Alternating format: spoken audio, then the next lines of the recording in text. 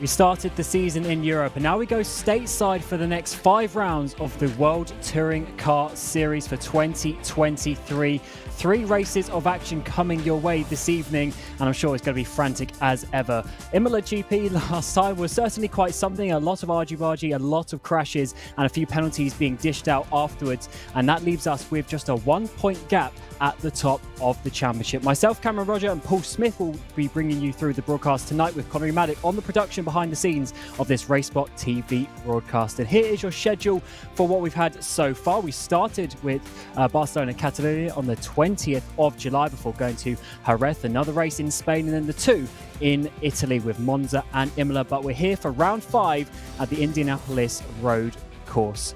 Jack Sedgwick leads the way by just 1 point from Ross McFarlane at the top. It was frantic racing with Setsas well last race at Imola, but unfortunately Setsas is now just over 40 points off the championship lead. It's certainly been a tricky one for him, but Esteban Rodriguez, after penalties, wins the race and he's now up into 5th place in the championship. As ever, the points looking very close, with 75 points on offer for the win of each race. Things can certainly change, but also we have to look at the AM standings. It's not just the pro drivers, we have 2 classes in action, so let's see what is going to happen tonight. Craig Williams leads the way there by some 59 points. He's quite commanding, with Andy Schill another 70 points back in 3rd place. There's also your teams that is getting pretty dicey as well. Was Cooking leading the way by almost 400 points now from 3M UK, but in behind, look at that, tied on points for 3rd place with the other Was Cooking Racing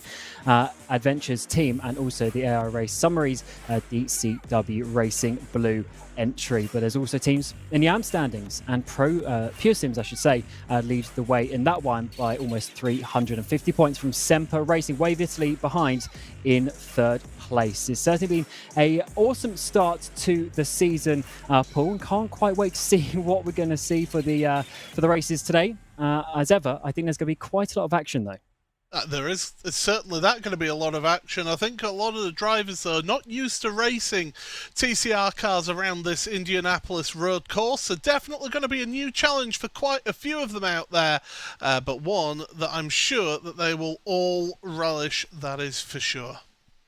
Yeah, it's going to be a tricky one around this race, but let's see what the grid is for the first race of the evening. Ross McFarlane got your pole position by 1/10 of a second, with Svidovic in 2nd place. Setsas a 10.5 behind, and your championship leader Jack Sedgwick in 4th place. He needs to try and finish ahead of McFarlane to keep his championship lead.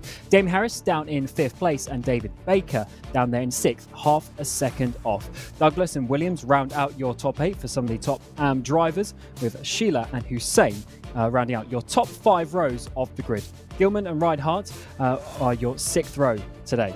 Rodriguez and Shirley round out your 7th row, with Jimenez and Mulqueen inside your top 16. Schill and Bickley inside your top 28. All these drivers still within 1 second from pole position, and so is Veman and Geiser there for your top 10 rows. Sakovic is your first driver outside of that 1 second, with Elliot Roberts in 22nd place, House in 23rd, and Faulkner in 24th place. And for your final couple of rows, you've got Weishaft, Jaworski there in 26th place, Mickey Pollard, Simnor and Dan Martin, all with exclusions from qualifying penalties from the previous race. Dan Martin, of course, taking victory. That was taken away from him, and that certainly is going to be a bit of a change for how this race is going to unfold. And I believe a couple of them also have some back of the grid penalties for the 2nd race as well, so their evenings are going to be really at a bit of a struggle. But overtaking is certainly possible around this IMS road course. We've got the 2 long straights, but of course the tight and twisty natures as well. The tyre wear is going to be quite a big factor coming into that. The corners are certainly very important around here. But race 1 is about to get underway. 20 minutes of racing. As ever, we've got 3 races. We've got the reverse grids for round 2 and 3 of the evening as well, where we'll get a random number for the reverse grid. But the first race of the evening is about to get underway here at the IMS road course for this round 5 of the season. Underway we go. Ross McFarlane from your pole position gets away and has a pretty clean start. Actually, side by side they continue as it's such a long run to the first braking zone here. It's a bit of slipstream involved even with Savidovic there in second place. Got Sesos coming to the outside in that pink machine, trying to make it 3 wide in towards the braking zone at turn number 1. He's going to try and hold it round the outside, but it's going to be Savidovic coming for the lead as we come through turn 2 now. Side by side they go. Ross McFarlane still holds on, but Sesos here up the inside. Oh, this is really good action at the start here, and the driver's just jockeying for position. The tricky nature of that opening turn is that it's so wide on entry and then it narrows down. And then this run through the chicane, we're going to see cars cutting across the chicane, curbing there, and it's a real challenge for them to get that run onto this back straight because you've got to carry that speed down here to turn 7, 8, 9 and 10. And it's all about choosing which curbs you hit as well. Yeah, curbs definitely a big factor around this track, and it's pretty flat actually for the most part. Not the most elevating track, but certainly one where you can chunk the curbs. Up the inside there, we're going to see the 007. That is a shield there, making a move very nicely actually on Reinhardt. Reinhardt, of course, led the race in the second race last time out at Imola with that reverse grid pole. Let's see if he can get that today. Single file as we come to the end of the first lap. Maybe not actually though, coming up for a bit of ascent in towards the final complex of corners. Now, actually, it's going to be Reinhardt there having to just think about it in the background too. RaceSpotTV you see there as well in their distinctive white and green car. New cars for them. They've gone to the Veloster from the Elantra. That's because they were qualifying for the 24-hour eSports series this week, and I do believe they've actually made it into the TCR running there as well, so they want as much time as possible in their Carla Esports Velosters. But at the front, McFarlane, after that initial threat from Wojciech Savidovic, has now just got a little bit of a gap between himself and Setzels, as Rodriguez now is dropping down the order. Oh, he certainly is. I think Gilman as well was dropping down. There's obviously been some issues happening there through the first chicane at turns 1 and 2. It is very tight and it's the main overtaking opportunity on this track, and definitely easy to have a crash before you come out onto this back straight, which is another opportunity to try and get back, of course. A few of these drivers, they were up the front, just showing you how easy it is to go from the back to the front with this reverse grid format. We'll have to see if they can get themselves up. Of course, it's P12 to P24 that will be reversing a little bit later on. Jimenez gets back up into 14th place ahead of Gilman. Yeah, a little bit of chopping and changing. Andreas Gilman, not the best of starts for the driver, dropping down 4 spots so far. Ooh, a little bit of a rub there with the 37. That's Carsten Geisler. Damon Mulqueen is there in front of him. And yeah, Geisler with Rodriguez trying to get back past right now. Oh, there's a little bit of a bump front to rear. Can he look to the inside? No.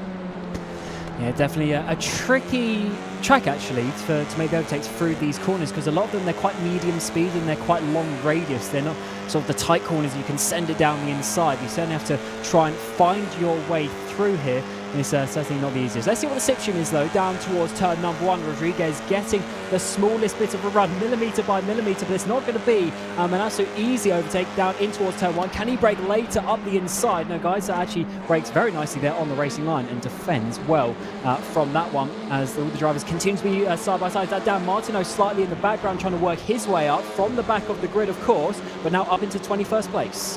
Martin's been impressive in the opening here. Started all the way at the back and he's worked his way up 8 spots so far in that RD Sim Sport car, so definitely somebody who's quite at home in his Honda Civic as they're going to that back straight again and doing a sterling job working his way forward. But it's going to get more and more difficult the further up the grid you go here in this opening race. But everybody's saying pretty much as they were. Well, I say that, but Damon Mulqueen's been having a little bit of issues out there with Rodriguez trying to come back now. Oh, certainly is, and there's guys up the inside with a very, very tricky corner there down to turn 7. Not where you necessarily want to be going, but they continue to go side by side through the fast right-handed king in towards the final complex of corners. You're going to get a bit of a send in the background as well from the Was Cooking car. Side by side they remain. This is 3-4 corners now. Amazing battling here at Indy Road Course. Up the inside, guys, is going to be under attack now. He's probably going to be losing that place in the end. Bickley and Roberts there trying to get involved in this action. Roberts now all the way around the outside. There's going to be Dan Martin getting involved too. Yeah, Roberts ending that was cooking car. Bickley's getting ahead. Here comes Dan Martin. That's all from that just going side by side all the way through that section. It just meant that Geisler was offline. He then just got a little bit of a rub from Elliot Roberts, pushed him onto the grass, and that compromised him. And look at how that compromised. Oh, speaking of uncompromising, Dan Martin was not going to give him any space at all. That's going to cost Martin possibly. Yeah, he wanted to try and just rub him out of space. Oh, huge send. Front wheel drive saves those, slamming it on the gas. Almost 4 wide as we come in towards the chicane. That's not going to work. They all have to back out of that one. 3 wide still on the exit. I think Geisler's not going to be too happy with that one. Getting pushed out through turn 1. Managed to hold on to it just about, but in the end is going to be losing a few positions here potentially. Down in towards the back straight braking zone. This is not where you want to go 3 wide, but they do so through the apex. Fortunately quite wide there as they continue to go side by side up through the far chicane, the flip-flop section of track, and side by side just in the background. There's also Sinmore there and Sakovic going side by side. I think Sinmore, came out on top of that one. Lovely battles here, but certainly very aggressive. Aggressive is certainly the word that I would use for that, yes, as now Sakovic is coming under pressure from behind with Tony Weishaft, and he's going to go down the inside in his Honda. 2 Hondas together, and Weishaft makes it through. I mean, it's been more action towards the mid-pack and rear rather than the front. They've all been staying line astern and keeping nice and sensible. It's all this mid-pack where the craziness is happening right now. And these are the drivers to look out for who potential will be on that reverse grip pole, and then they'll be up towards the front once again as down the inside Jimenez goes in towards turn number 1. Gilman on the outside is going to hold it towards turn 2 as well. So it's a nice section of track here to go side by side, but Jimenez will manage to hold on to that one. Mulqueen might have a think about it towards turn 4. Not quite close enough though to send it down the inside. But certainly, as I said, these drivers are the ones to look out for, because when obviously this track or this race is in qualifying order, so naturally the faster drivers at the front. When we get the reverse grids, the slower drivers go to the front, and then everyone starts bunching up behind them, and more carnage can happen. So certainly look out for this one. Rodriguez now up the inside of Mulqueen, in towards the corner at the end of the back straight, and managing to make that one stick. Yeah, nicely done. Down the inside, Mulqueen, one of our sole remaining Elantras out there. There's only him that's actually in the Elantra now. So yeah, Damon Mulqueen sticking with the long wheel-based car. Everybody else seeming to prefer the shorter wheel-based Honda or the Veloster. A couple of Audis, of course, thrown in there for the mix. Craig Williams, he was surprised to not see anybody else join him and his group in the Audi, and the Wave Italy team in the Audi, but obviously people preferring the Honda and the Veloster. Yeah, definitely some preferences. There's actually might not be a preference for second place. Setsos might not be able to hold on to this one. Huge chunk of the curb there from Savidovic that actually hinders his progress. Setsos holds on to that second place, but they're losing a little bit more time to McFarlane, who looks to be going to another comfortable victory if he can hold on to it. He's got over a second gap at the front. Cedric sitting behind in 4th place looking on, but Savidovic had a very good run at that, but unfortunately couldn't make it stick. Out onto the back straight now through the kinks of turn 6. It's actually going to be Cedric now, your championship leader, 1 point back behind McFarlane. He's going to be losing that as it stands in this race. But let's see if he can get himself up onto the podium. The number 80 machine defending towards the braking zone at turn 7. Manages to hold on to that one though. Just showing you though how big these curbs are. Savidovic probably thought he had that. Chunked the curb in turn 1. An opportunity he's got. And the reason why the curb is quite chunky at turn 1 is because that's pit exit as well. On the inside of that curb, and they want to discourage drivers from cutting across the inside of that curb just to help with the safety of pit exit. So a couple of places where you see those bigger curbs, that's what they're trying to do. They're trying to discourage cutting of those corners, but like here, absolutely flat curbs, you can go all over them. They're just an extension of the track there, and Jack Cedric right now, he'll be hoping that his Audi, with his grunt, all of that Vorsprung durch Technik power, will help him out. But the problem is Sindre Setsos is giving Wojciech Savidovic a slipstream, but Savidovic having to just go a little bit defensive there. I think Cedric does have that extra kilometre or so in a straight line, just needs to find a way past. Here is your battle though towards the front of the AM category. Hussein holding on. But you've got 2 AM drivers of Douglas and Williams in behind. Williams in that red machine, chasing down Douglas in the middle there of that 3 wide. Up the inside though, Douglas goes in towards turn 4. Contact is made. Can he save it? Yes, he can. Hussein holds on to that position, but now around the outside it's going to be Williams coming for the top iron spot in 8th position. Now it's also going to be the Team Hoisingveld driver of Sheila getting the run down this back straight away. Douglas, he was looking up to get 1 place, and he's now effectively lost 3 if he cannot hold on to this one in towards the braking zone at turn 7. Sheila all the way around the outside, brakes later and gets that position for P9. You know what I said about Damon Mulqueen being the only Elantra on the grid? Well, I forgot about this Team Hoisingveld car of Stefan Sheila. So yeah, definitely good taking advantage of a situation. I just don't think that Douglas, that move on the inside of 3 just was not on, and it was always going to end up in a little bit of tears.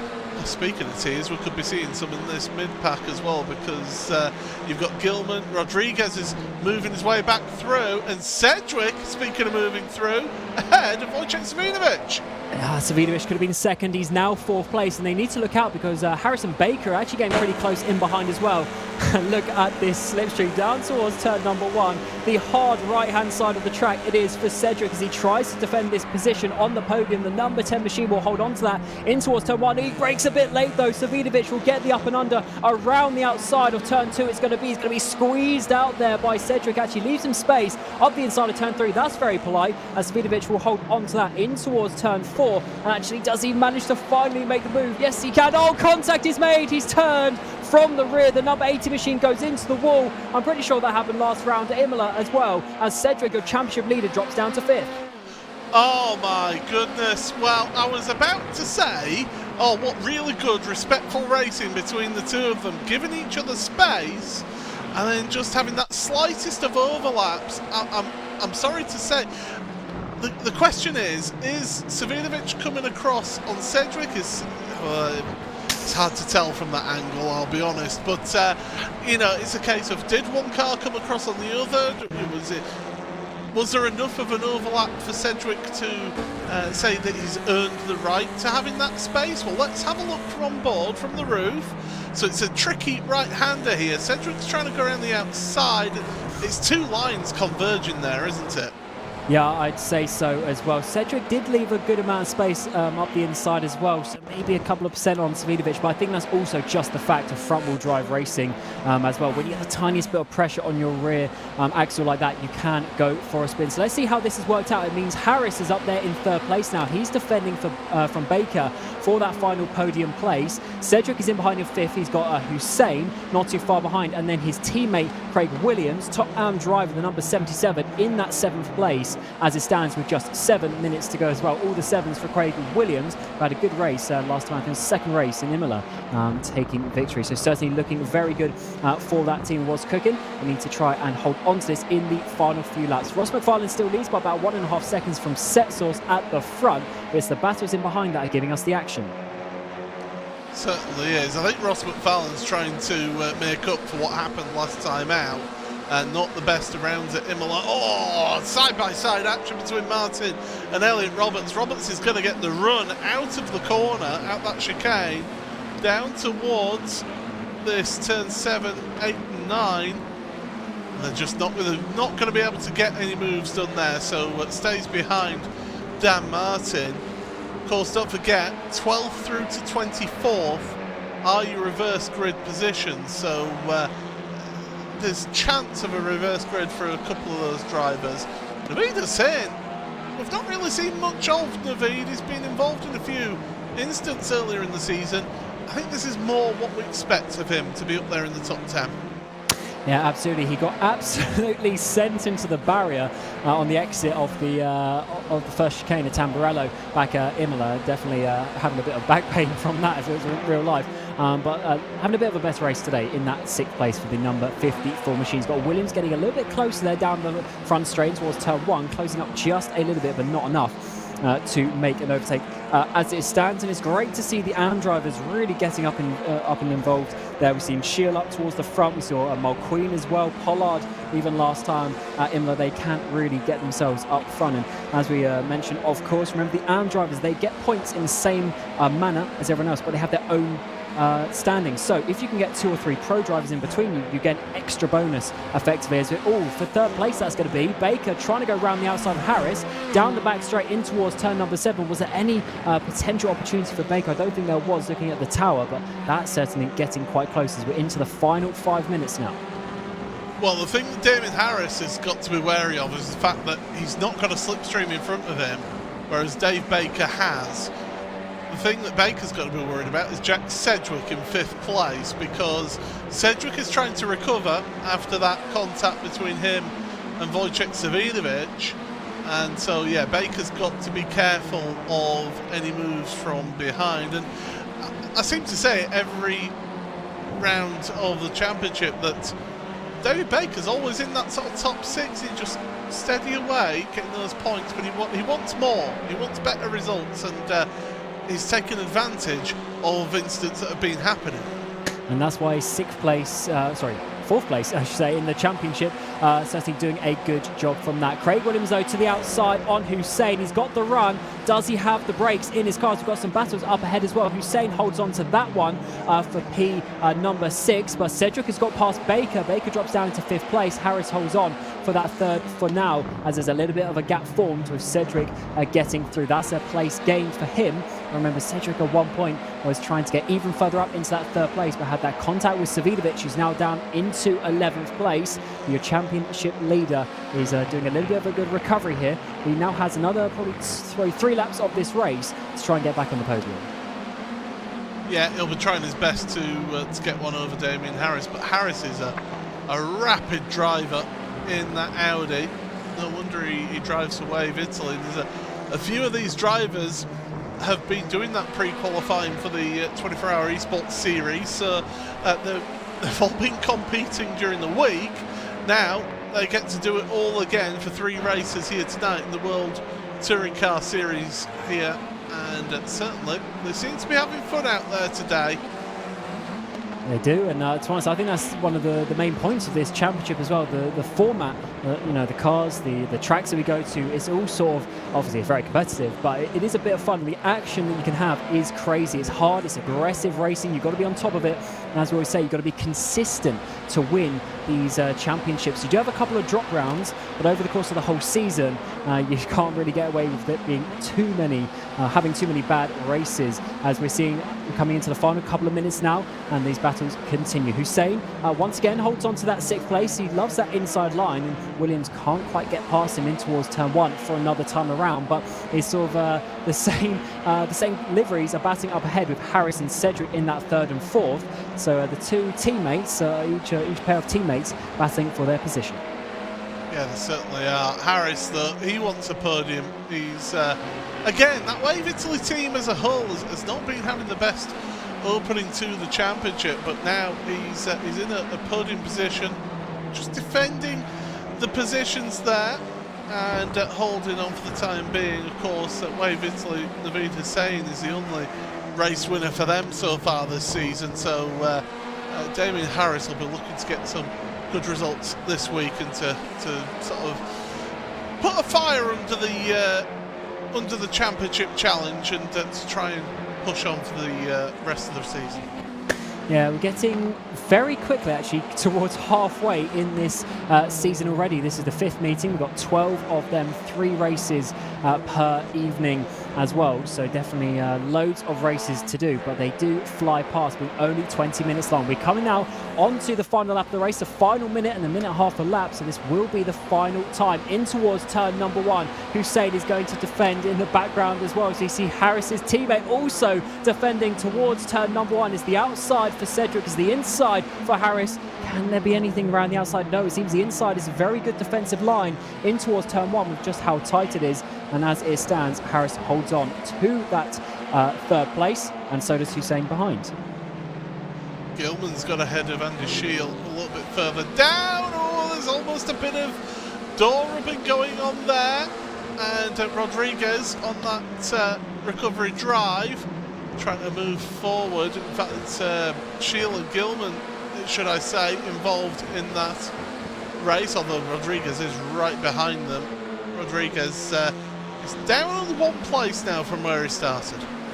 We've got Dan Martin coming in the background, P16 as well. Any final move to be had in towards turns all contact in the braking zone, and there goes Rodriguez off the track. He's going to be losing a couple of places potentially. We've got Shirley coming past, maybe Dan Martin getting involved as well, as I think McQueen also side by side again in towards the chicane. More contact is being made between these drivers. Final opportunity to make position, and they're really trying to make it stick as we've just got a couple of corners to go in this race. It continues to be side by side for them. Craig Williams has got up into second place, finally with Hussein maybe, but it's going to be Ross McFarlane winning the first race of the evening here at the IMS Road Course. Setsos will be in second place. Harris should hold on into third. Cedric fourth. Baker fifth. But Williams, he takes sixth in the final sector of the lap. Hussein will have to sit back into seventh place, and Sheila will hold on to eighth. Douglas down in ninth. Reinhardt will get your top 10 result, and that was certainly an interesting race. Loads of battles up and down, and just giving us a taster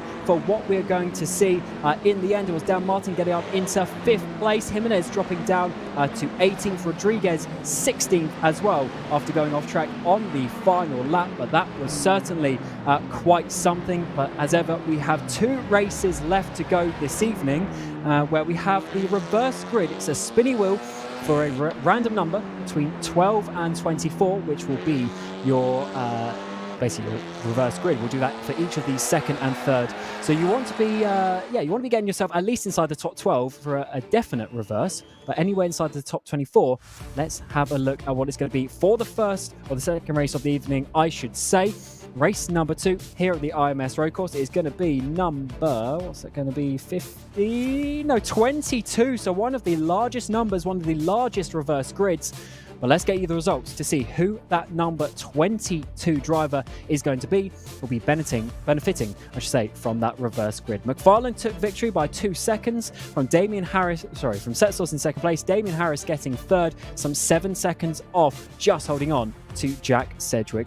David Baker in the end finished in 5th place. Craig Williams in 6th place, your top AM driver, just getting Hussein on that final lap. Sheila just in behind in 8th place. Douglas and Reinhardt round out your top 10. Cedric also getting the fastest lap there on lap number 9. Savidovic, after his contact earlier, fighting for the podium, ends up in 11th place. Shield, Gilman and Shirley round out your 3 AM drivers in a row for your top 14 spots. Dan Martin from the back gets up into 15th place. Rodriguez in 16th. Mulqueen 17th. Jimenez, Roberts and Bickley round out your top 20, some 23 seconds off the lead in the end of this race. Faulkner and Simner as well, top 22. Geisler and Sekovitz in your top 24. Weishaft, Wienman and House inside your top 27. And your final 2 drivers are Jaworski and Pollard. Pollard obviously having some issues, finishing very close to a lap down, over a minute after 13th. Let's get a view at how Williams got past though from Hussein. This is already into the final, the penultimate corner. Around the outside it's going to be. That will turn to the inside of the final corner. Lovely last ditch move there from Williams. Of course, you have the shorter run up the inside as well, and Paul Hussein couldn't really do too much about that in the end. I thought when we saw it live with Hussein flashing the headlights, I thought, oh, here we go. We've had a little bit of bumper cars, but that was absolutely sensational stuff from Craig Williams. To get that move done at the end there certainly was tremendous to see. So definitely some really good racing, a little bit of contact here and there. I think we were unfortunate to see Savidovic and Sedgwick make that contact midway through that race. I think that would have been a tremendous fight to see those two battling it out. Savidovic was able to get his battered and bruised car back in 11th, so he's going to be starting sort of mid-pack in the second race reverse grid here, so keep an eye out on him. Yeah, the one thing, of course you don't get the points, but at least he's still going to be a little bit higher up and has the opportunity for even more points in this second round, although, to be honest, you don't really want to be having those accidents. And yeah, it's just a shame for Savidovic there, because I can see what he was trying to do, going out a little bit wide, but I think he was also slightly unfortunate with the way that Cedric's line was. We'll have to see if the stewards have anything to say about that. He lost a lot of places in the end, unfortunately. But what can we say about Ross McFarlane as well, Paul? Once again, dominating the first race. He's won all but one of the first races. Of course, that comes from his qualifying speed as well, but really putting his name forward for this championship charge. Yeah, certainly. I mean, last week at Imola was the first time that Ross McFarlane had not won a race in a race evening. So he didn't have the best of rounds last time out, having issues throughout the evening. He's got back on the right foot here in this opening race of the evening. The problem for him now is going to be starting 22 cars back. One thing that I will say about the reverse grid, however, Richard Simner's drawn 22. However, he's going to back of the grid. He's been a naughty boy, and so he's not going to be starting on pole position, unfortunately for him. Yeah, just checking through the qualifying. So also, yeah, Dan Martin as well. He has a back of the grid, so I assume that means that it moves up and it'll be the 24th place driver there. We're taking that reverse grid pole, but certainly interesting that not only did they get the exclusion from qualifying penalty, but they got the back of the grid for round 2 as well. So that is a huge slap on the wrist. And it was also Mickey Pollard who got an exclusion from qualifying, but he doesn't have a back of the grid for race 2, so he'll be starting in his normal place. But definitely, yeah, Paul, it shows that the penalties are going to affect you quite a lot, because especially for Dan Martin, getting all the way up to 15th place from the back, he's going to have to do that all over again to try and get a decent place for the third race. Yeah, he certainly is going to have to do all that hard work, and he's got a couple of friends at the back there to join him. But for anyone who doesn't know, as they've never seen this series before, the race stewards are not live in the session. They look at everything post-event, and the drivers effectively have a World Sim Racing license. And if you get penalties for contact, for avoidable contact, for putting somebody out of a race, you get license points put on. And once you accumulate so many license points, you get a qualifying ban. Accumulate more, it then adds up to a qualifying ban and then a back of the grid in race 2 as well. So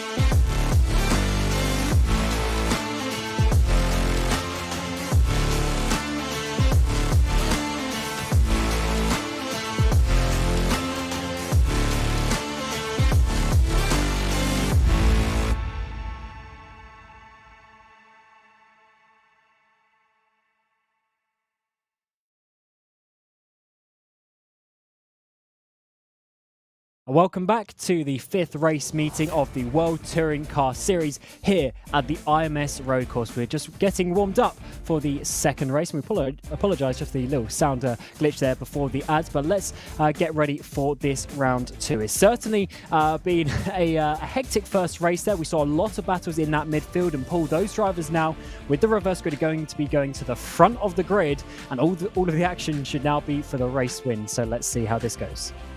Yeah, we'll have to see how it goes indeed, but certainly these drivers with that reverse grid, we've seen that you can make overtakes around here, that is for sure. One thing that's going to be going against these drivers, however, is we're now just after noon in sim time, and it's 41.5 degrees track temperature out there in Celsius, not in freedom units, and so therefore it is going to be a lot hotter. You've got a lot of acceleration zones here. I think of the long radius corners as well. You're going to be putting a lot of load through those front tyres. So a little bit of tyre management early on in the race can really set you good for the rest of the race. Yeah, you're right, that first race was at sunrise, so definitely a lot cooler conditions. And also with this track, you were mentioning about the long corners, but also it's completely flat. It's dead flat. There's no real elevation change, no real camber in the corners. So you really have to start working the tyres, and especially through that final corner, you want to try and keep it as flat out as possible to get the run onto the main straight. But if you start overloading that front left-hand tyre, you will be certainly going on. It's going to be a tough one. And Paul, I don't think we're going to see obviously the heroics of coming from the back to the front with the reverse grid, but certainly McFarlane, he had a pretty easy race, but he needs to get the adrenaline going to try and come back from that reverse grid now being all the way down in 22nd place on the grid. But one thing that Ross McFarlane has got in his favour is experience in these reverse grid situations. He was racing in Touring Car Series long ago. I say long ago, I make him sound really old. Back in like 2017, 2016, he was racing in reverse grid races then. The World GT Championship, of course, has reverse grid races in that series as well. He is somebody who has got vast experience of working through a very competitive field. It's 29 cars. He's going to be starting, we think, 21st because of the back of the grid penalty for Richard Simner. So it's not the worst of worlds here. If it was somewhere like Long Beach, I think he would be saying, well, let's just try and get whatever we can out of this. Yeah, it's definitely almost a damage limitation style event in some ways. You know, naturally you're going to be put back and you just have to try and work your way forward, but not get the penalties, not be over aggressive in doing so, because you might be in 20th place, you want to get up inside the top 10, but if you barge 10 drivers out of the way to do that, then in the next race, you're just going to be getting all those penalties and be starting from the back once again. So certainly a sort of style of racing that you have to have a bit of a cool head to come out on top. I forgot to mention when we were talking about stewarding and penalty points on your licence, you also lose championship points as well if you get found guilty, and there is a tariff of points, so it affects your championship as well if you start bumping and barging your way through a field. So definitely you've got to be careful with making clean moves, if nothing else to keep your car nice and straight as well, because a track like this, that front straightaway out of the last corner of turn 14, you're carrying that speed all the way down, and if you've got any front end damage to the car at all, you're going to be feeling that all the way through down to turn number 1, and you'll have people coming up to try and pass you. And it's also with the way that the car works, we've seen in a couple of the onboards, there is slipstream, but it's not loads. It's not like you absolutely fly past someone. So every kilometre an hour counts, because if you get a run, you're going to be catching centimetre by centimetre by centimetre. If you then have a bit of damage and all of a sudden you have too much drag and you can't overcome that, you just don't have a hope of overtaking at all. So certainly one, as you say, you've got to keep their car straight, got to be keeping going. But I just wonder how this race is going to fold out after all the battles that we saw in that midfield. Are they going to be going over aggressive towards the front? This is the opportunity, maybe especially for the AM drivers, but some people low down in the championship. These are the races where they can get major points, get themselves a race win and push themselves up the championship standings. when I was racing this series, I would want to look into a reverse grid. I used to curse Arjuna, the man who makes our spinny wheel for these World Sim Racing series. I used to curse him because I always used to miss out by like a position. So I think that there was an anti-race spot button whenever I was racing in this series. But it's days like that where you get a reverse grid draw go in your favour at a track that's difficult to overtake at. You can get a bucket full of points towards your AM Championship and really make turn the AM Championship on its head in just 1 week. So definitely events like this with a big reverse grid, you want to be taking advantage of that if you're somebody in the AM Championship.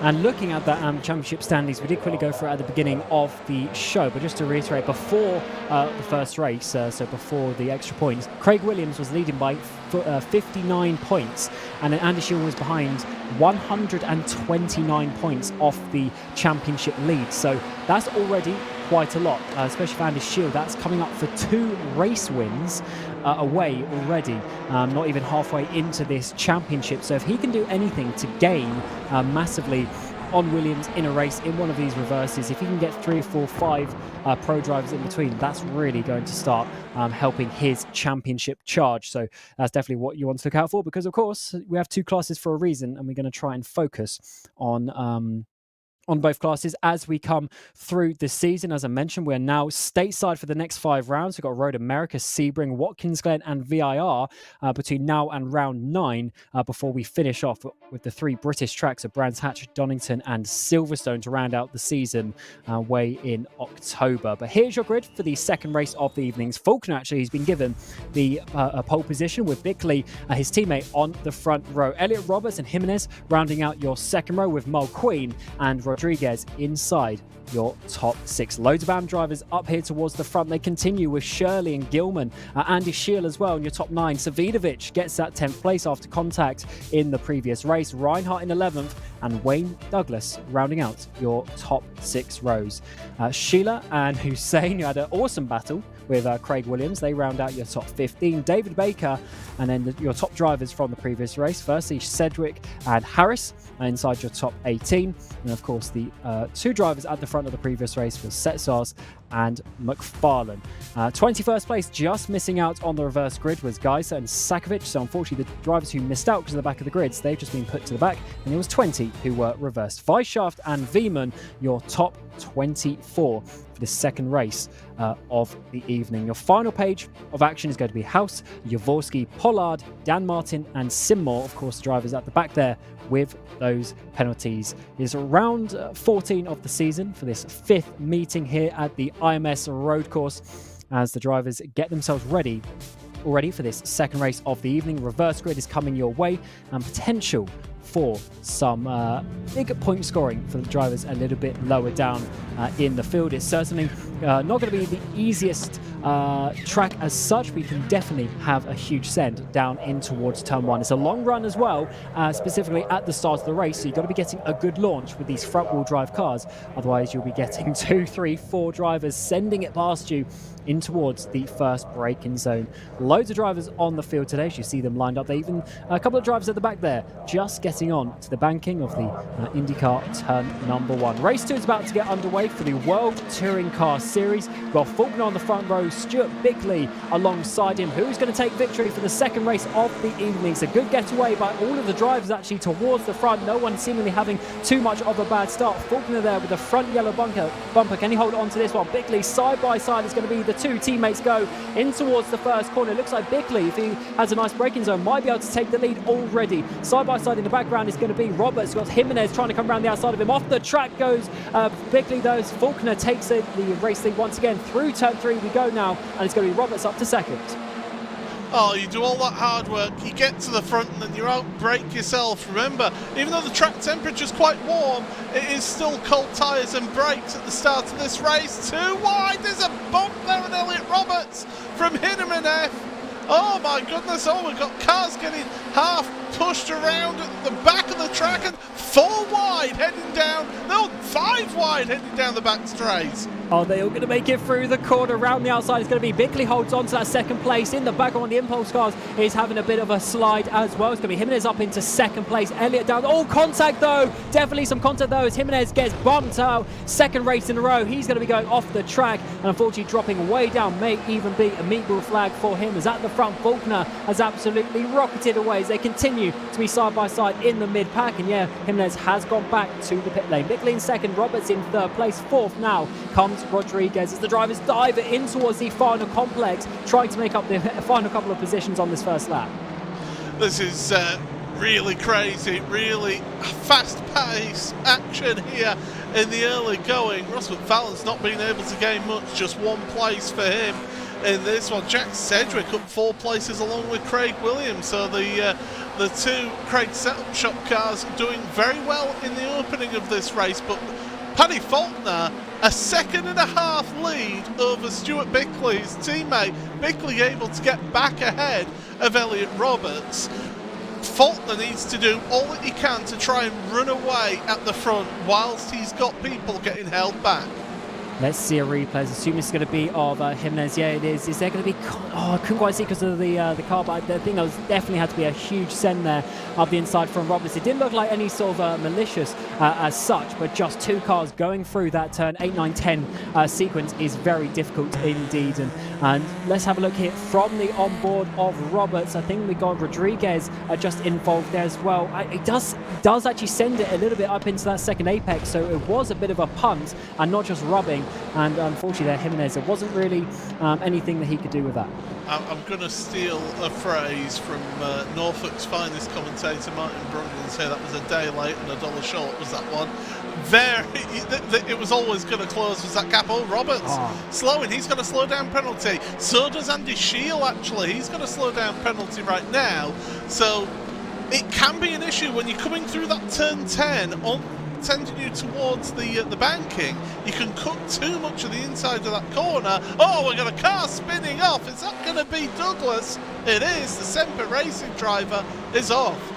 He certainly is, as Gilman was having some issues as well in towards that final corner. Savinovic gets past Andy Schill as well up to that 7th place. So loads of battles here in the second race of the evening. Let's take a look at that. That is Gilman off on the left. We're now going to see Douglas send it up the inside. That was a bit late and didn't really have any space there. Further contact, secondary contact on the exit of the corner, and he is going to be going down. And I mean, he was driving the wrong way, trying to get back onto the oval pit road, and unfortunately he's going to be dropping all the way down to the back. 28th place that's going to be as we come on to the 3rd lap of the race already. Faulkner has held his lead by 1.5 seconds. Bickley in that 2nd place as they were on the front row of the grid, but it's Rodriguez now getting the run towards 2nd place. He's got Shirley not too far in behind as well. The top sort of 4-5 getting a bit of a breakaway from the peloton. Yeah, that's what they need to do. They need to not fight too hard. They need to try and pull away from the rest to try and get the best result that they possibly can here in this race. We're not even 5 minutes into this race, and Esteban Rodriguez, look at the run he gets through turn 10 into 11. That'll give him the inside into 12 and then onto the brakes, and yeah, nicely done Rodriguez. So he's trying to make up for what happened in race number 1 of the evening, is Esteban, although Bickley was thinking about it there into 13, not quite happening for him. So Rodriguez, watch him, and I think Paddy Faulkner will look in his mirror and just go, oh no, he's coming for me. He did lose a few tenths doing that overtake, but does he have enough time? 15 minutes left in this race to catch down that 1.5 seconds. And look at all the AM drivers up the front here. 7 inside the top 9 as Rodriguez defends to the inside, and the number 35 machine does that quite nicely. Actually covers off Bickley, any move that Bickley could make.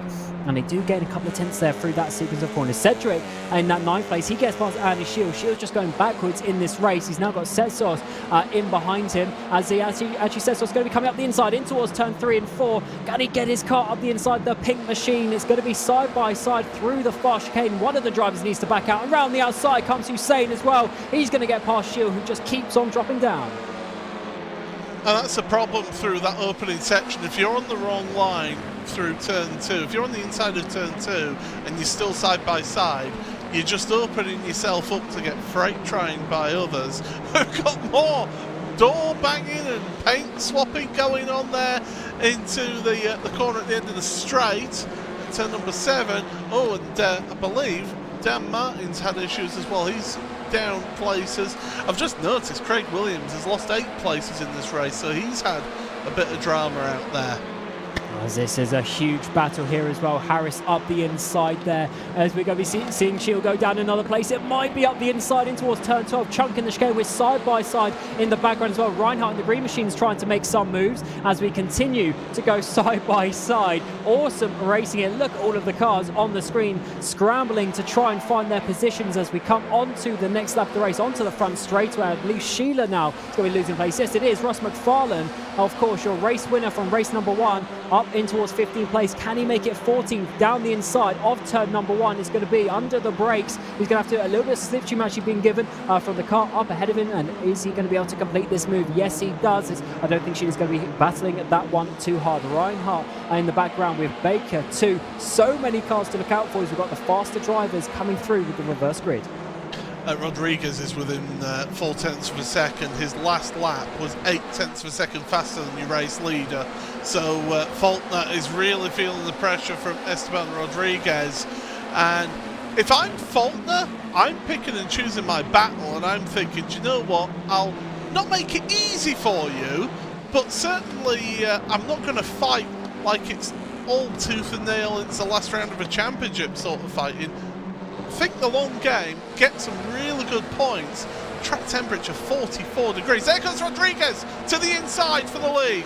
Can he get it up the inside of turn 12? It should be pretty easy with a shorter run on the inside of the corner. And there goes Rodriguez, who actually won the final race in the end back at Imola. And he takes the lead of this second race of the evening here at the IMS Road Course. Faulkner from pole position goes down to second. But if he can use Rodriguez to hold that gap behind to Bigley, this should be a pretty nice result for him. Even that second place for an AM driver, as Bigley behind now needs to look out for Savidovic, who's had the evening. But actually knows Faulkner going to be coming back down the front straight. Is going to be, he's just covered off there by Rodriguez, but at least he's thinking about it. He's still looking forward. He's not looking in his mirrors just yet.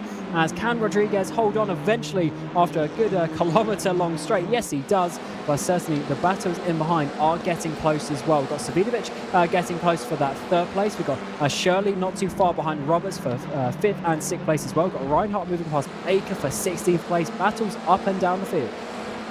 This is great stuff, and this is what you expect to see here in the World Touring Car Series. Action aplenty all the way through the grid, and certainly really good stuff. Faulkner did make a mistake into turn 2, got his line all wrong. There goes Savidovic down the inside into 7, and Stuart Bickley just can't hang on to that position for the time being. So Savidovic, Wojciech is trying his best to move forward. I think it was Gilman and Shirley going side by side through the S's, trying to make that happen. And in the end, it's going to be Gilman coming out on top of that. I think he was defending from that. We've got Sedgwick trying to come through. We've got Setsos trying to come through as well. They're going to be going up the inside of Mulqueen, both of them actually in towards turn number 12. Mulqueen not defending that one too much, just knowing the pro drivers are going to be coming through. As all 3 wide in towards the penultimate corner. Huge send up the inside there from Sedgwick, trying to get his sister teammate Setsos around the outside. Is going to have to be, but Setsos holds on. That was certainly a huge send. Big risk there from your championship leader coming into this round. Yeah, don't forget that Sedgwick is fighting for championship along with Setsos here in the pro standings. So yeah, that is something that's important for them. Savidovic is past Paddy Faulkner now.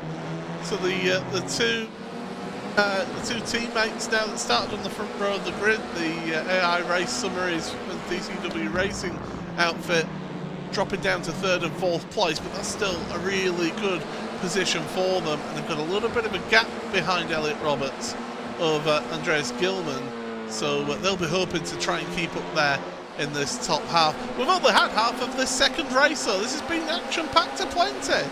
It has, and just look at the train of cars as well coming down this back straight. Everyone's still pretty close together as you expect, with the slow drivers starting at the front. So you round up as it starts, as it goes down I should say, is Rodriguez leading from Savinovic now. Then we've got your front row drivers of Faulkner and Bickley dropping down to 3rd and 4th place. Roberts, Gilman and Shirley round out your train of AM drivers there inside the top 7. Then we've got some of the big names. We've got Setsos and Sedgwick, Hussein rounding out your top 10, Mulqueen, and then Ross McFarlane, your winner from race 1, down in that 12th place. Setsos now sending it up the inside there of the number 5 machine of Shirley, makes it stick in towards turn 12, and now let's see Sedgwick around the outside. We saw this on the final corner of the final lap last time. It worked for Williams. Can it work for his teammate Sedgwick? Yes, it can. The number 10 machine goes up to P8.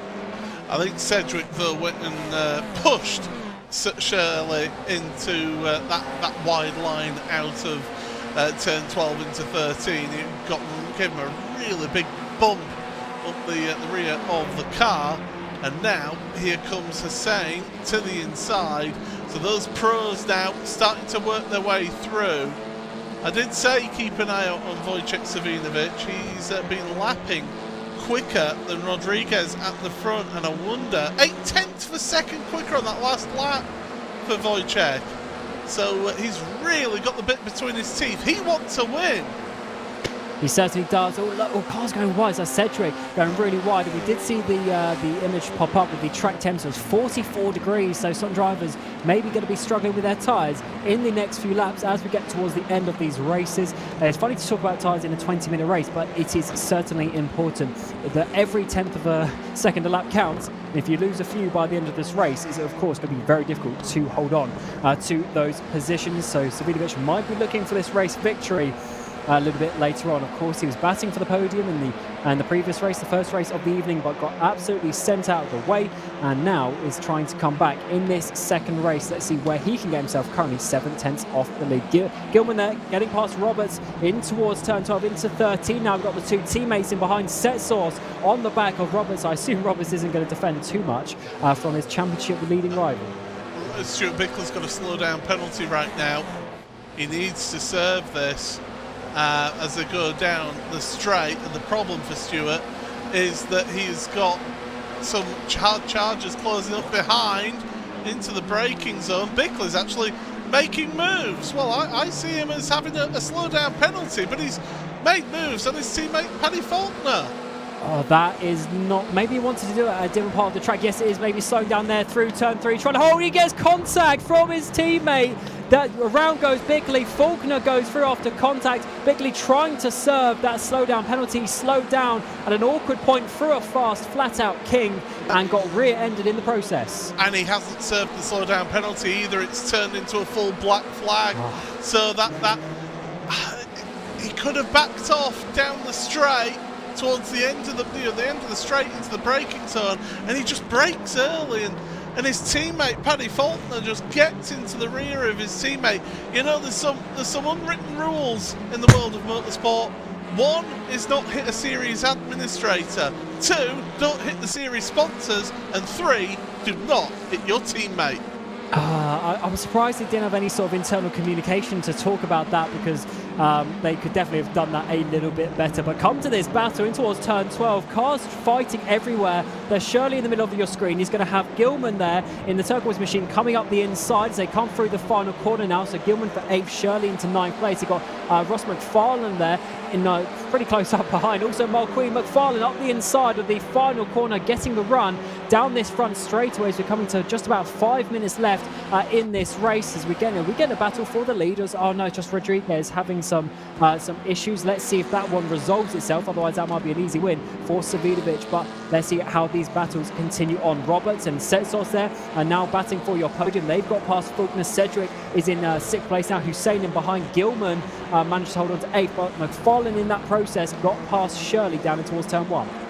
Yeah, this is important for McFarlane to just keep on moving forward. He's up 11 places, exactly like Jack Sedgwick. Sindra Setsos up 15 places in this race, up to 4th place, and he's got his sights set on the... Well, we saw what happened when two teammates were in 3rd and 4th place just a lap ago. Hopefully, things don't repeat between Roberts and Setsos, although I think if I'm Setsos, I'm thinking, well, Let's just move over, please, mate. I want to get myself some more championship points.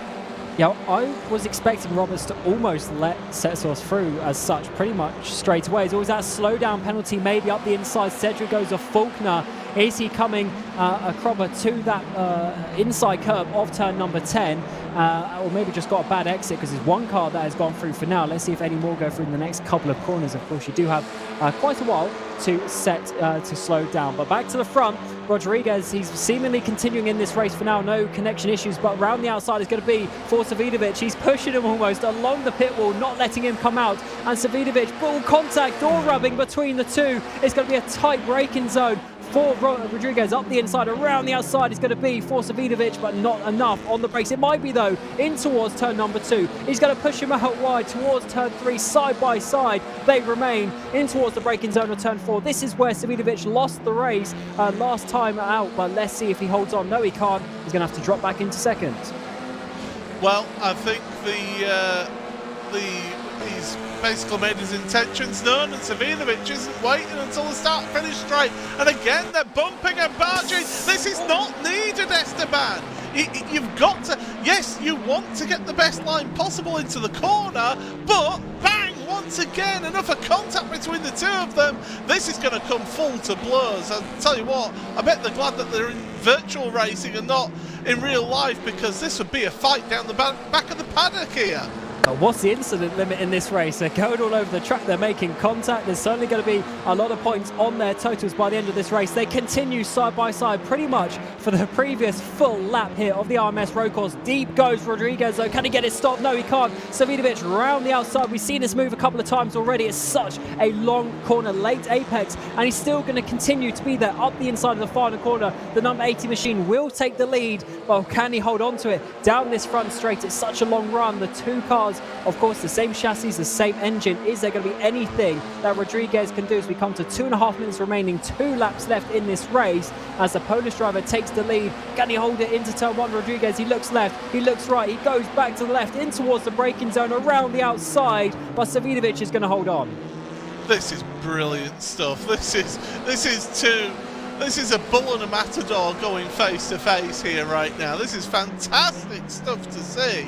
Savidovic just that little bit deeper into turn number 4, but that gives him the slightly better run out of the corner, through the chicane they go, they abuse the curbs. And now Rodriguez, what is he thinking? He's thinking, right now, I'm in the best place for a slipstream right now. If I can get a good run, maybe try that outside line move through turn 13 to get the inside line through the final corner, and maybe, just maybe, I can get a race win here when we start the final lap, because that's exactly what we're going to be doing the next time around. Yeah, did Savidovic go too early to the lead? Maybe not, though. He's pulled a bit of a gap through the middle sector on this lap. But fortunately for these two, they haven't, even with that huge battle, they didn't really get anyone involved in behind. That is now Setsaw. So Roberts has dropped down to 5th place. Cedric has got past him as well for 4th. Hussein now in 5th. McFarlane up into 7th place. So we started with all the AM drivers up to the front, but as the race has gone on, we've got the pro drivers coming back through. And on to the final lap, 1 minute to go in this second race of the evening at the IMS road course. Savidovic leads the way from Rodriguez one final time down towards turn number 1. Can the Polish driver hold on? He's certainly looking like he can do, but some places are for grabs in behind as well. Slipstream Fest towards turn number 1. Can any drivers make their final moves of the race in towards turn number 1? It's going to be Hussein. Tries to defend from McFarlane. He holds on for now, but gets a bit of a bad run. Side by side is going to be up the inside of turn 2. Comes Ross McFarlane. Can he keep that one stick? We've seen some crashes here through turn 3 and 4. You lose a lot of speed around the outside, but McFarlane should just be able to hold on to that one. Keeps that 6th place. Brilliant stuff with those guys, and yeah, McFarlane moving forward. Those leaders, by the way, when they were battling side by side, they lost nearly 3 seconds to the drivers behind, but fortunately they had such a big gap, they were able to keep on duking it out. 5 seconds go, definitely final lap time in towards turn 6, one time more.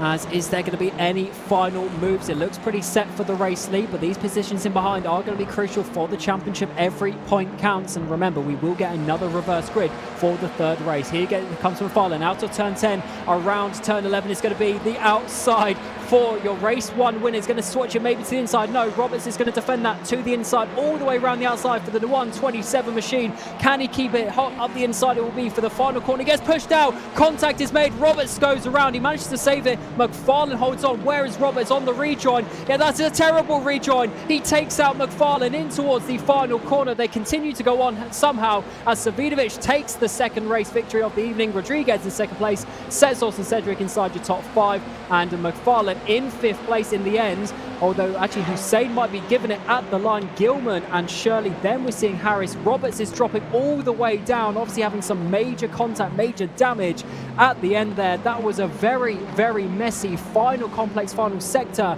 And he's definitely got some damage. Broken suspension there on the front right. I would like to see the rejoin of Roberts there. Was there any intentions or was he just completely out of control? But certainly a very, very hectic battle there between McFarlane and himself. But the action, of course, will not stop there. We got one final race, and let's see what the spinning wheel is going to say for the reverse grid positions. The action is just going to continue here at IMS, especially that final sort of chicane sequence. It really has some great battles. P12 to P24 for the third race of the evening. What number is it going to be? As P22 last time around. We've had some lower numbers as well. It's going to be 13, 17, 21. So basically the same again. Reversed of number 21. I think it's going to be Wayne Douglas we'll be getting, but we'll get a confirmation of that when we get to the results. What a finish there. What a second race of the evening. Absolutely amazing stuff. This is from Roberts' view. Oh, he is going quite wide. Of course, he had McFarlane round. I'm not sure from that angle if that was completely his fault. I wish we could have stayed on board then to hear whether he was full on the power when he came back onto. Yeah. But I mean, the thing is, when you're on that grass, you can't stop the car. It is like ice, to be fair. Let's listen. Yeah, he's giving it a boot full of throttle just because he can see that pack of cars coming up behind him. You want to be trying to get out of their way as quickly as possible, to be fair. In the heat of the moment, you react to think, I've got to get out of the way of this, or this is going to be a plane crash, is this one. So we'll have to see how the stewards see that one.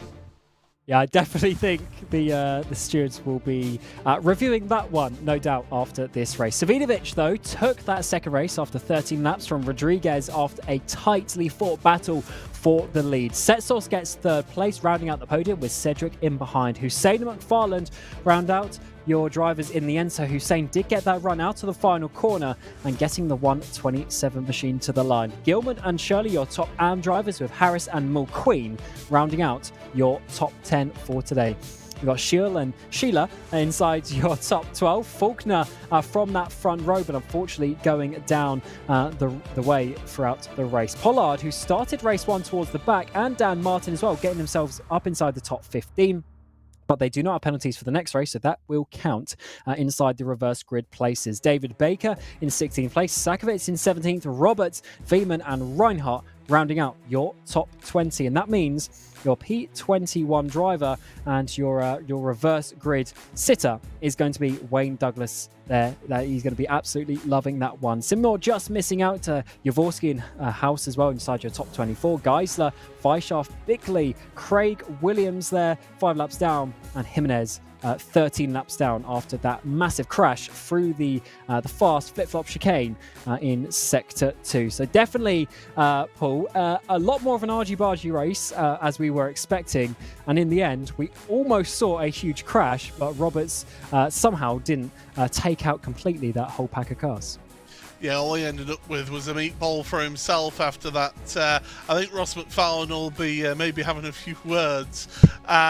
I do think that Elliott was squeezing a bit as well into that complex of 12, 13 and 14. So it's, maybe a little bit of his own doing, trying to hold on to a place right at the end there. So we'll have to wait and see how the stewards see all of that. But really good racing. I thought we were going to end up with a big crash for the lead between Savinovic and Rodriguez. It was just two bulls going at it, locking horns and seeing who wins that one. And it was Wojciech who won it. just seeing in the virtual paddock as well, Esteban Rodriguez saying to Wojciech, congratulations, I keep cooking my front tyres. So it was those last 5 minutes where Esteban really was struggling.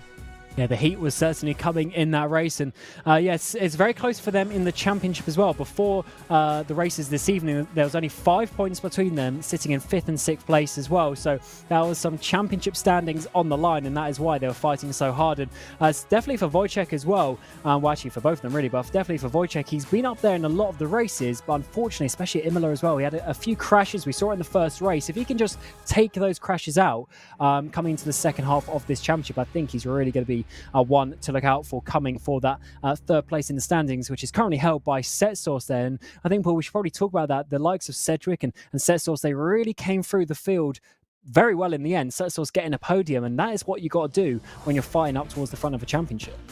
It certainly is. That's where you win championships, is in these reverse grid races, how you were able to work through the grid. I mean, fortunately for them, we haven't got big 40 45 car grids for them to work their way through, like we're doing like the World GT Championship, but it's still a challenge for them to get their way through this grid, because I mean, you mentioned it in qualifying, we were top 19 covered by a second on the lap. So it goes to show that it's quite a close run thing in this championship in terms of the pace level of the drivers out there. But certainly Setsource up 16 places, Sedgwick up 13, McFarlane up 14 places. It's pretty damn good going, is that. I think a good shout though for this final race could well be someone like Dan Martin or David Baker, because they finished 15th and 16th places. They could be in a bit of a shout of a win here. Yeah, I agree. And obviously for Dan Martin, that's going to be pretty important towards his championship standings after losing a lot of points with those 2 back of the grid penalties effectively for round 1 or race 1 and 2 of the evening, I should say. So definitely a big opportunity coming the way for some of these drivers. And I do wonder how they're going to play that as such, because once again, they're going to come through the field, but it's going to be in towards the sort of the sunset, sort of dusk time of day again. So it's going to be cooling down, and they could probably push a little bit harder and take a few more risks, even though they've taken quite a few already. I mean, middle of the day, they were knocking lumps out of each other. So, yeah, it's going to be intriguing to see how they get on in that final race and push on to try and get those positions at the front. But again, it's going to be a difficult job for Setsource, Sedgwick and McFarlane once again to have to go through that big reverse grid. We have 2 big reverse grids here today. Yeah, that's true. It goes up to 24. We've had P22 and P21. So definitely a difficult day for them. But one race to go this evening here at the IMS road course is going to be race 3. And let's see what happens in a few minutes' time. We'll be back after some messages from our sponsors.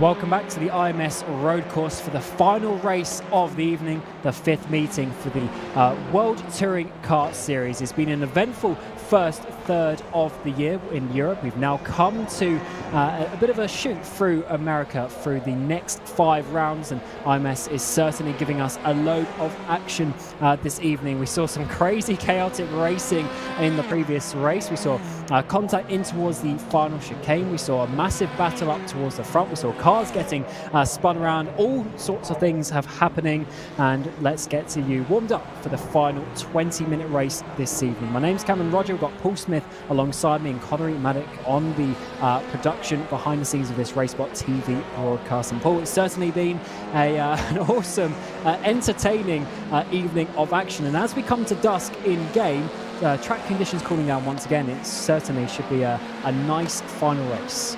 Yeah, these drivers are going to be able to just push on that little bit once again here in this final race with that track temperature cooling down nicely for them. It's nights like tonight that makes me almost miss racing in this series. Almost.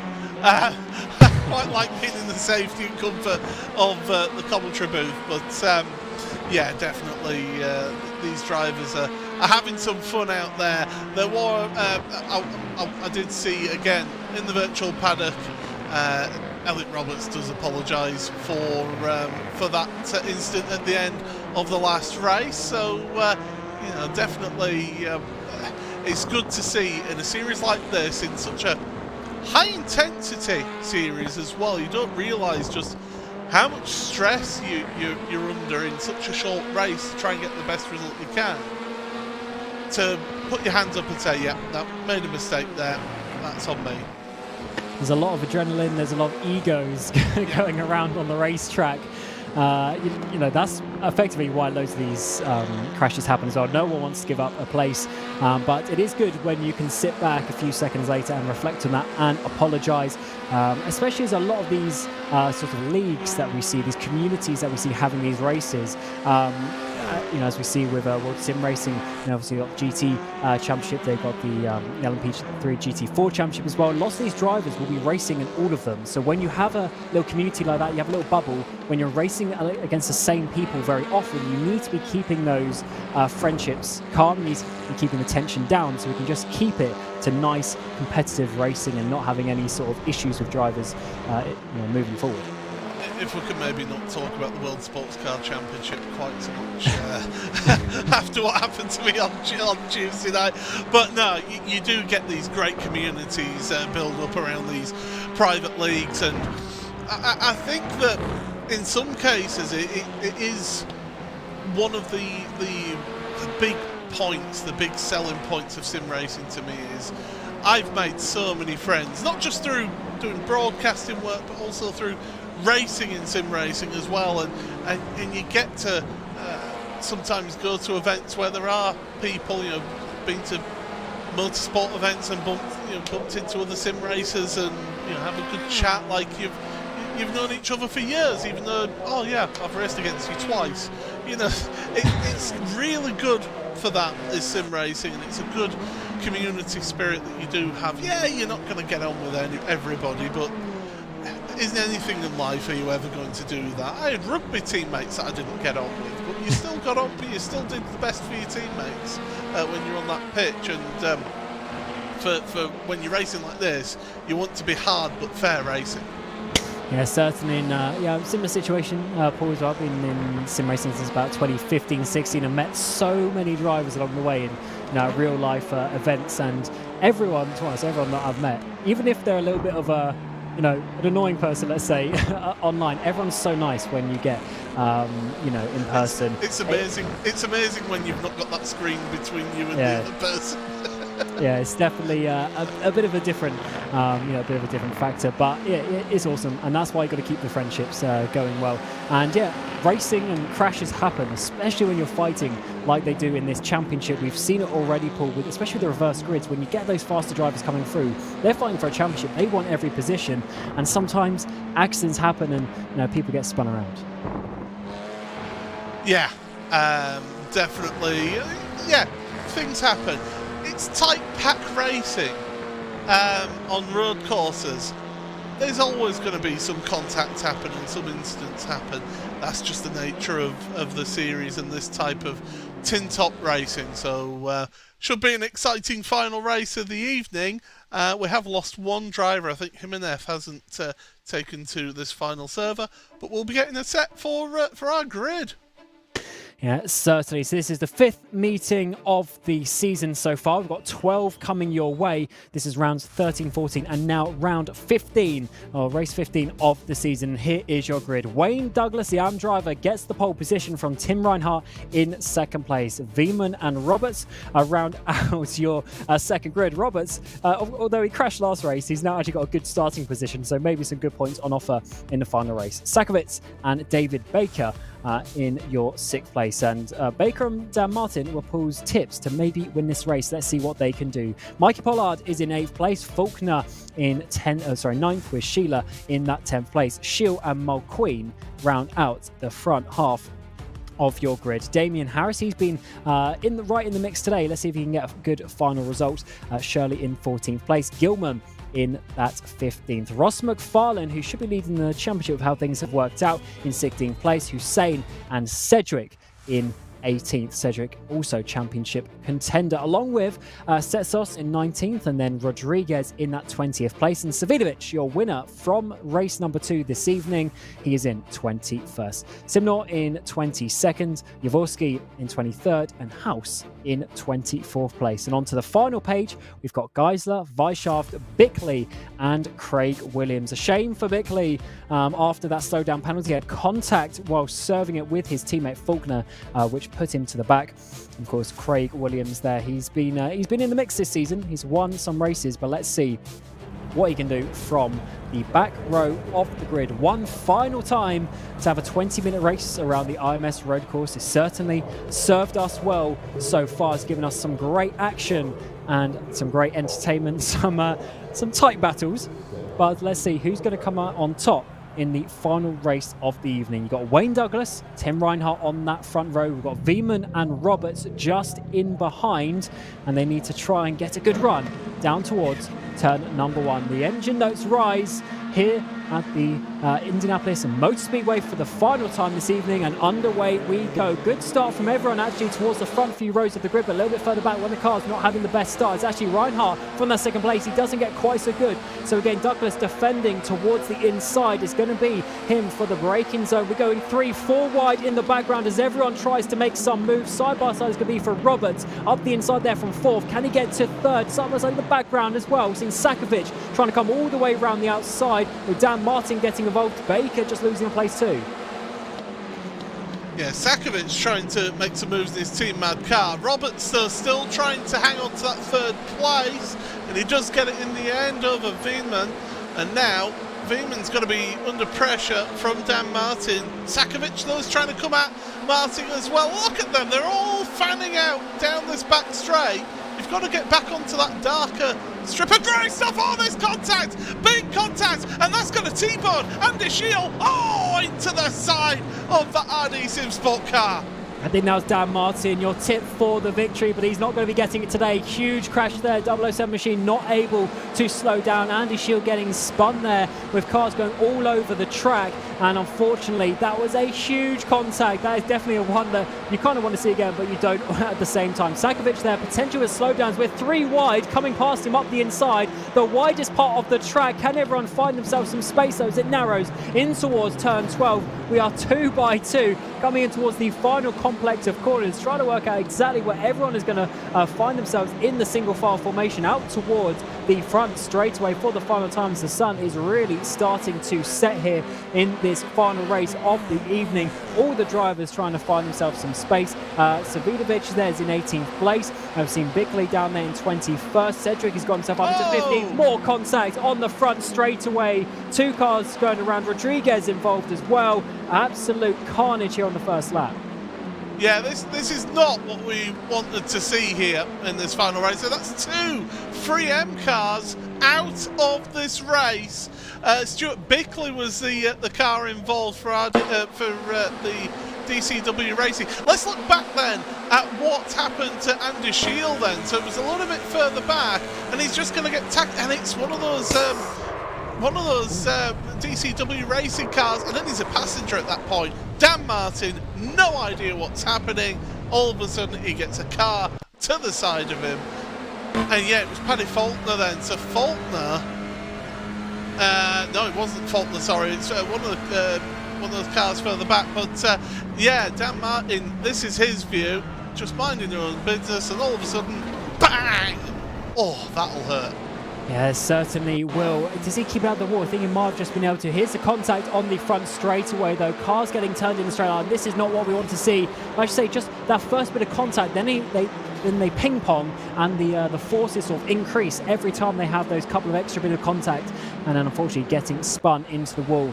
And again, a huge contact here to start this final race of the evening. And as it stands, coming onto the third lap, Douglas is leading the way. He's got Reinhardt in behind slipstreaming, and Roberts there in the pink machine on the left-hand side of your screen. Is going to be almost 3 wide in towards turn number 1. Reinhardt dives it down the inside. Can he get it stopped? Yes, he can. Nice move from him. Bit of a block pass as well to hold on to that one. Douglas into second place as Roberts rounds out your top 3. Nice move there from the green machine into turn 1. Tim Reinhardt, you get a little tip of the hat to that one. That was a beautifully done overtake. Park the car on corner exit as well to stop Douglas getting the run out of the corner. Absolutely sensational move. But now he's got the difficult job of trying to hang on to that place, because that Honda has been rapid around here at this track. Very good chassis on it, and through the twisty stuff it certainly does well. But yeah, Reinhardt, great move from him to take the lead. Roberts almost having a look at Douglas there, coming down the back straight, not able to make a move, and actually loses out through the S's section, and it's going to be Douglas now coming back to the race lead. Reinhardt defended for so long in Imola but couldn't hold on to the race lead that time around. Can he do so here at the IMS road course? He Setsor's dropping down a couple of places. Setsor's dropping down the way. Has he had further contact? Maybe down into 14th place now. Of course, one of the top drivers in the championship, and he's currently many positions behind McFarlane there, up into 8th positions. I think we lost Sedgwick somewhere in this race as well. He's dropped down to 21st place. Reinhardt holds on to it as we come down the front straight, though. Look at the snake of cars down the straight. Now, you've got Reinhardt leading, Douglas second, Roberts third. Baker is loitering, Veenman's there, Harris is in the background as well. Reinhardt just having to hold on to that one, but well, Damien Harris, 8 places gained. He started 13th, is up to 5th. I don't count him out of a win here right now. Certainly not. Any of these drivers, any of those front 6 can win the race at the end, such is the way of the battles, as Setsos has got back up into that 13th place. But look at the whole train of cars coming onto this back straight. They can just pick off their positions one at a time. Is that going to be Harris making a move down the inside on Baker? Maybe a bit of contact, further contact between the two. He slows down a bit, and Veeman is going to be round the outside. I think he's actually just going to back out of that one, but flashing the lights as well. But certainly the positions are up for grabs here. Here is Sedgwick. Potentially how he went down a little bit. Is that Williams, maybe his teammate, having some contact? That would not be what we want to see. We've seen it before, though. Or maybe further contact with the 85 machine in the background, actually. It was Gilman. Yeah, it was Andreas Gilman. Just that little bit of contact. And the cars, because they're loaded up around those corners, it just takes the slightest of touches to the rear, and you're going to turn that car. So that's exactly what happened there. Slightest of touches, and around they go. But this is Ross McFarlane. McFarlane, do you know what? He's on the back of this queue right now for the lead. And I think he's going to be challenging for this race victory. His first opponent to get past is Veeman, and that was an easy move up the inside there. He braked massively late. Oh, contact in behind, though. Veeman must have been hit by Sheila, that would have been. Reverses out of the way nicely. That was good thinking there from Veeman. He was right on the racing line as the whole train of cars come through. That's a shame for him. He's in a good place with the reverse grid, and now he's dropping all the way down the field. Let's take another look at this one. So it's McFarlane who makes the move. And then you're going to see Sheila go, oh, I can follow McFarlane through there, and it's just too late. The door's always closing. He can't see convenient that Sheila is making that move, and yeah, gets turned around for his troubles. And again, I think that's going to be there's going to be quite a few people in front of the headmaster at the end of this race, I think, today.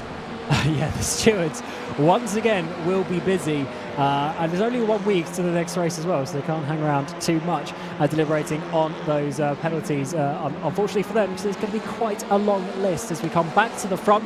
Reinhardt is leading the way, the pro drive. He's got 2 AMs of Douglas and Roberts in behind him, as Sakovic there moves up into 12th place on the tower, as these positions will move actually quite frequently around this track. Reinhardt is starting to pull away at the front though. Douglas doesn't get the best exit out of the final corner. Roberts gets the run towards turn number 1. He's got Baker coming in behind, 3-car train down towards turn number 1. Baker goes to the left. Roberts comes to the middle, blocks off Baker to the outside. He's going to be braking later. Can he get around the outside of Douglas in towards turn 1? No, he can't, as Douglas blocks off that one. Slow through turn 2 though. Can there be any sort of run through 3 in towards turn 4? This is a good overtaking opportunity as we're now getting a 5-car train. Harris getting involved just in the back of that red machine. This must be so frustrating for David Baker, who's trying to go up alongside Roberts. Not going to work. Oh, and he gets that curb all wrong. It unsettles his car, and that's going to allow Damien Harris to get the run out of the chicane. And that's nicely done. The grunt of that Audi, and I think Baker did end up with a little bit of a slowdown penalty from hitting that curb and cutting across the inside of the chicane too much. So his teammate, Ross McFarlane, comes ahead of him now. But it must have been really frustrating for Baker because he was just stuck behind that battle of Douglas and Roberts. And they're seeing that Tim Reinhardt is pulling ahead right now in that Carla Esports outfit. They're wanting to get a win in the first week in the Veloster, and well, it's looking good so far, but we've still got half the race to go. Yeah, I've had 6 laps in this race, and still another sort of 7 to go. So let's see, or 6 to go. Let's see how this goes on for Reinhardt. He is leading the way by almost 1.5 seconds, coming out onto the front straightaway with Douglas and Roberts, I should say, in behind. Harris and McFarlane not too far behind. McFarlane's having an awesome race. He's already up 11 places in these opening few laps. Let's see how this one goes. Down towards turn number 1. Harris is looking up the inside of the pit machine of Roberts. Can't find his way through this time around. All the cars are absolutely queuing up in behind. We've got McFarlane, Baker and Sheila there inside that top battle. And not too far behind as well is Pollard, Hussein and Setsos. Of course, Setsos trying to catch down McFarlane in his championship charge, although he is slowly but surely losing those points to McFarlane as the season goes on. Onto the back straight now. Is there going to be any sorts of a move? Once again, Harris having a look towards the inside, maybe, potentially. Roberts defends to the inside, although Harris goes even more to the inside. Later on, the brakes is going to be, has to back out of that one, but McFarlane, can he get any sort of cutback? No, he can't. Door gets closed on McFarlane, and again, you've got that queue of cars getting just stuck behind Douglas and Roberts. And Roberts, I think, what's helping him is the grunt of that Audi is just helping him out there, and certainly having a good time with that Audi up in 3rd place. But Douglas, he's not been here for every round of the championship. He's having a good final race of the evening after having a promising opening race of the evening, it must be said. In race number 1, didn't do a bad job. And yeah, so he's in 2nd place, but they're losing touch with Reinhardt. And again, they're so busy fighting each other that they're allowing the leader to pull away. This battling, I think, is going to give Reinhardt a potential race victory, but they haven't actually sort of lost too much time on this previous lap despite it, so maybe Reinhardt is missing that last couple of tenths that he needs if these guys can settle down. Douglas has held on in his position so far for these couple of laps, so let's see how that one continues as the 3 drivers of Roberts, Harris and McFarlane always push each other as they come through turn 4.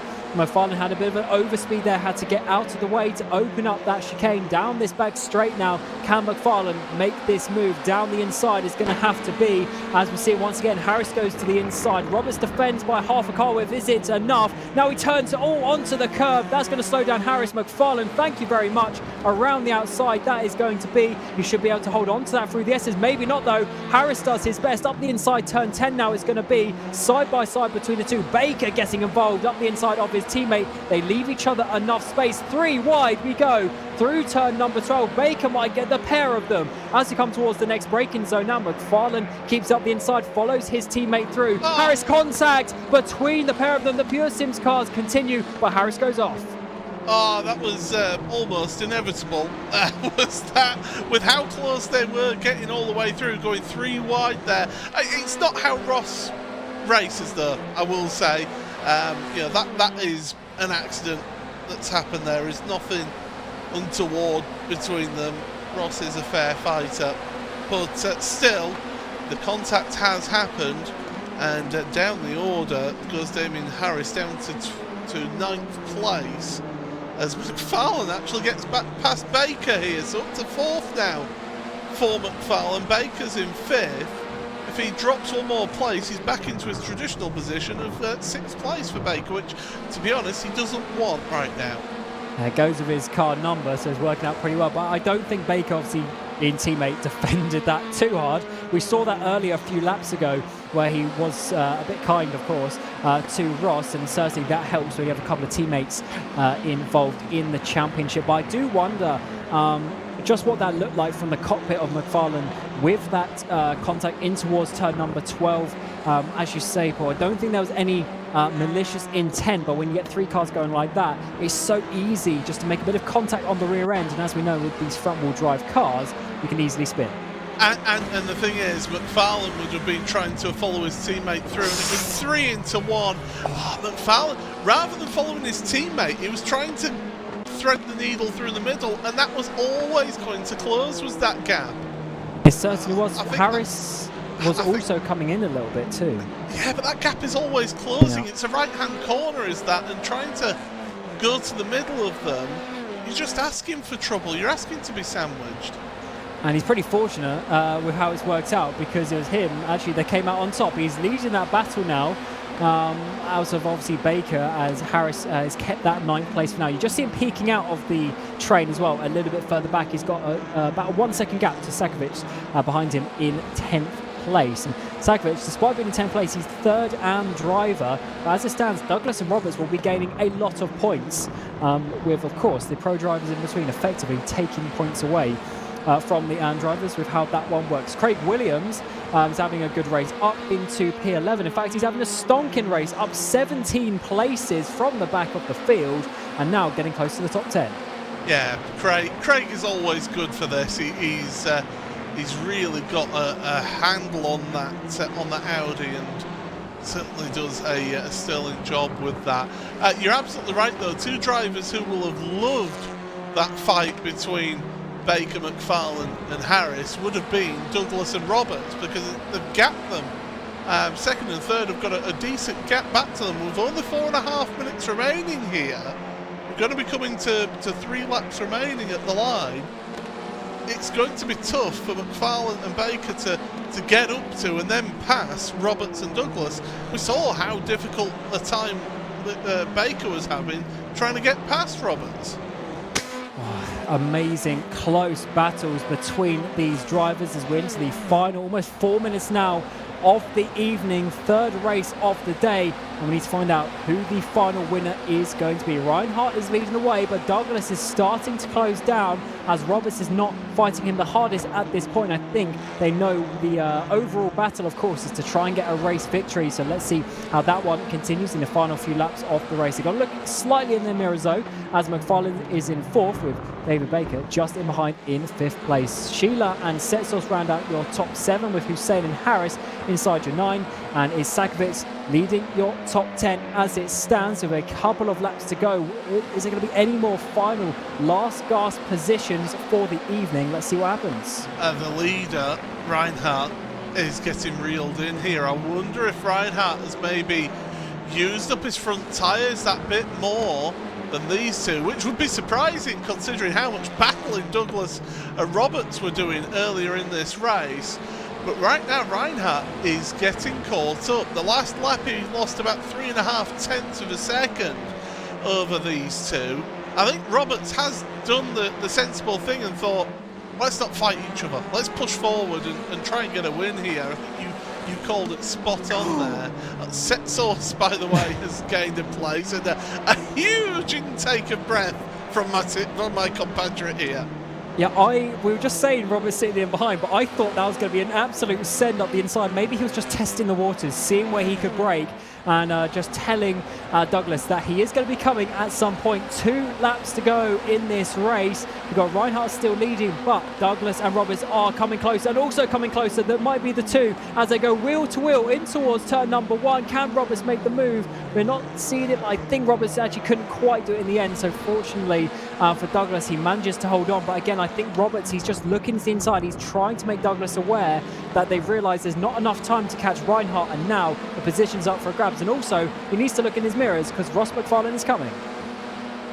Here comes the Scotsman, previous champion Ross McFarlane in this championship, so he knows what it takes to win a championship, and getting big points is one way of doing that, especially when his championship rival Jack Sedgwick is down in 14th and Set Source is in 6th. So again, a good number of points he could gain if, and if is a big word here in this series, he could get past Roberts and Douglas. I think Roberts is going to be looking in his mirrors a lot these final lap or so.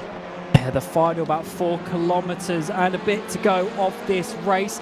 Craig Williams has got himself up inside the top 10 with just 1 lap to go. That's a great job from the back of the field. But on to the final lap we go. Reinhardt leads the way. Probably a sure shot for the win, but the 2nd place and the 3rd place on the podium are still up for grabs. Douglas leads it as it stands, coming towards turn number 1, but here is McFarlane. He's got the run towards turn number 1, but of course Roberts is getting the slipstream as well. Can Ross do anything in the braking zone? He goes to the left-hand side to try and open it up. Down the inside is going to be for Roberts, having to just defend. That's going to lose him just a tiny bit of momentum in his battle with Douglas up ahead. Can they do anything with just a few corners to go in this race? McFarlane's going to be to the outside now. He's going to try and open up this chicane onto the back straight, try and find a way through. Loads of battles happening down lower in the field as well. Savidovic has made a place, Seymour has made a place, but can McFarlane copy them on this final lap? To the outside it's going to be, he's getting the slipstream as well from Douglas, helping him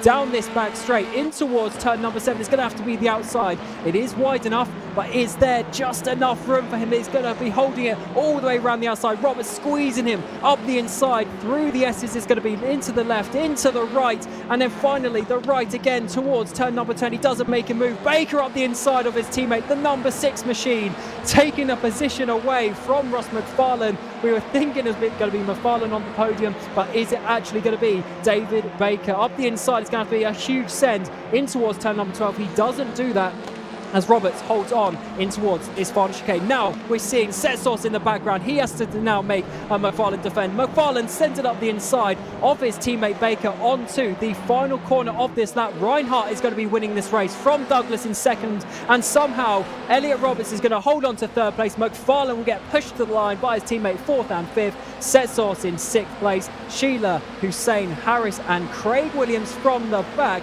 will take your top 10. What a race that was. So close, not necessarily the side-by-side battles, but the tension, the pressure everyone was putting on them. Amazing scenes here in the World Touring Car Series, Paul.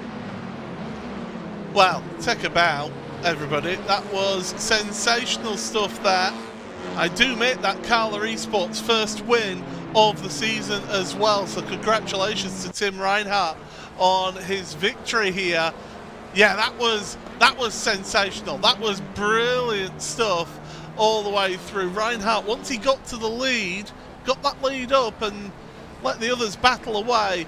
But Ross McFarlane, I thought it was going to be McFarlane and Roberts take 2 after what happened in the last race in that final sector. But yeah, sensational stuff. Amazing racing in the World Touring Car Series, and we're absolutely loving this season. And after already round 15, here is your results. Reinhardt took the lead from Wayne Douglas by 1.5 seconds. Elliot Roberts there in 3rd place, taking the final place on the podium just in the end with a final lap battle with McFarlane and Baker, who just miss out but stay inside your top 5. Set Source and Sheila inside your top 7. Hussein and Harris just in behind, and Craig Williams 10 seconds off the lead. What if he didn't have those issues? Maybe he would have been able to get himself a top result. Already a race winner and leading the AM standings. Cedric getting the fastest lap there on lap 10 already, but of course we don't see his name because he's quite a way down, unfortunately. Savidovic there and Cedric in 12th place. Cedric losing quite a few points to his championship rival of McFarlane this evening. Sakovic in 13th place, Malqueen 14th, Simnor and Jaworski inside your top 16. Faulkner, House, Shirley and Wienman inside your top 20. And on to the final page of the day. It's going to be Gilman, Geisler, Dan Martin, after such a strong result, getting absolutely obliterated down at the end of the back straight. Nothing he could have done, ends up 50 seconds off the lead, and Stuart Bickley, the final driver on the lead lap. The drivers, unfortunately, DNFing from the race. We've got Pollard, Weishaft, Rodriguez, and Andy Scheel, your final driver of the day after 13 laps here at the IMS Road Cross. What a day of racing that was, Paul. Can't quite wait to see what we're going to see throughout the rest of the season, but that was certainly hectic and giving us all the action that we love to see. It was sensational stuff, brilliant stuff to watch, and certainly gave us plenty of entertainment out there. And yeah, you're absolutely right. Dan Martin got absolutely poleaxed at the end of the back straight on lap number 1, and that's what caused him to finish further down and Andy Shield to DNF. Plenty to talk about in that one, but I will say Tim Reinhardt, Carla Esports, they came into this championship thinking we've never done a sprint race series. They've always done endurance series. Well, they've got themselves a race win now. People will say, well, it's a reverse grid. You've still got to win those races. You've still got to fight hard and to get those race wins. So congratulations to Tim Reinhardt. But what a day for the AMs there, though. 2nd and 3rd place. Brilliant stuff. Yeah, just checking before the night, Reinhardt was down in 13th place in the standings, so he's not having the best season, but to get a race victory, it should really give him confidence. But yeah, you are right. For the AM drivers as well, loads of opportunities. We saw them absolutely stacking the top 10 in that second race, just showing you that you can get those opportunities, but you've got to hold on to those slightly faster pro drivers, and it's an awesome dynamic. I love actually that we have that during this championship. It gives just that little bit more incentive for those AM drivers to try and keep the pros behind, and then at the same time it makes the life harder for the pros because they need to get through drivers who they're not really fighting for in the standings. So certainly an awesome thing that we're going to see. And so I really enjoyed the battles today, and I think especially for the likes of Douglas there and Roberts holding on, the fact that they can fight so hard, especially Elliott on that final lap with McFarlane, holding on against your championship leader, really, just showing us some great driving. Yeah,